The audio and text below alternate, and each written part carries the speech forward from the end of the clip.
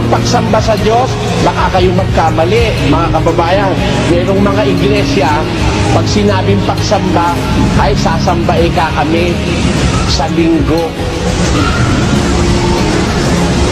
Mali yun. Wala akong unawa sa Biblia nagsasabi nun.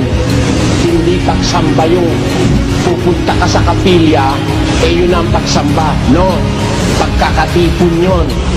O, ang pagsamba, paghahandog ng sarili na ipaglingkod sa Diyos bilang kasangkapan ng kanyang katwiran. Kaya kung ikaw ay naghahanap buhay, matwid na hanap buhay, kahit na nasa trabaho ka, matwid ang ginagawa mo, sumasamba ka sa Diyos. Nasa bahay ka, nag-aaruga ka ng iyong mga anak.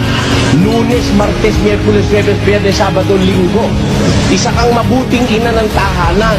Hinahasikaso mo ang iyong mga anak nang ayon sa katwiran, Lunes hanggang Linggo nakasasamba ka sa Diyos because you're offering yourself as a living sacrifice acceptable unto God, which is your karampatang pagsamba. Ang karapat-dapat na pagsamba sa Diyos, yan po'y ang pag-aalay ng ating sarili na maganap natin ang katwiran ng Diyos.